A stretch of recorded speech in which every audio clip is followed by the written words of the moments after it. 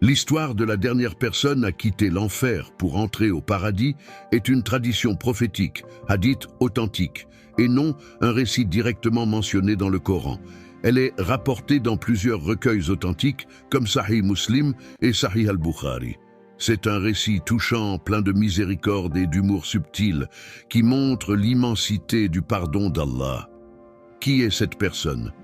Il s'agit d'un homme ayant commis énormément de péchés, qui a été admis en enfer à cause de ses actions, mais qui, grâce à la miséricorde d'Allah, sera le dernier à sortir de l'enfer et à entrer au paradis. Le récit prophétique, résumé, le prophète Mohammed a dit « La dernière personne à sortir de l'enfer sera un homme qui rampera en dehors du feu. Allah lui dira « Va et entre au paradis ». Il ira, mais lorsqu'il verra le paradis, il pensera qu'il est plein, et il reviendra en disant « Ô Seigneur, je l'ai trouvé rempli ». Allah lui dira « Va et entre au paradis », et cela se répétera 3 fois. Finalement, Allah lui dira « Veux-tu que je te donne comme le royaume d'un roi parmi les rois de ce monde ?» L'homme répondra « Ô Seigneur, tu te moques de moi alors que tu es le Seigneur des mondes. » Et le prophète se mit à sourire en racontant cela. Allah lui dira alors « Je ne me moque pas de toi, mais je peux faire ce que je veux. » Puis, il lui donnera 10 fois le royaume d'un roi de ce monde.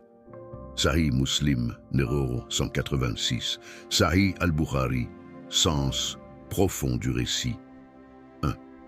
La miséricorde d'Allah est plus grande que ses châtiments. 2. Même ceux qui ont été punis en enfer peuvent, s'ils ont un atome de foi, espérer la sortie et l'accès au paradis. 3. L'homme pense que le paradis est trop plein, preuve de son humilité ou de son manque de mérite. 4. Allah rit ou sourit dans ce hadith, d'une manière qui sied à sa majesté, ce qui montre la beauté du pardon divin. 5.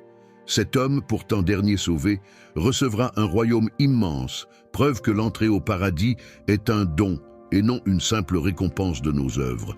Même si ce récit n'est pas dans le texte coranique, il est en accord avec plusieurs versets.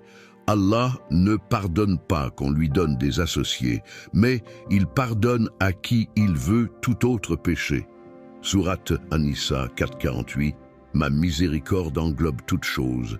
Sourate Al-A'raf 7:156.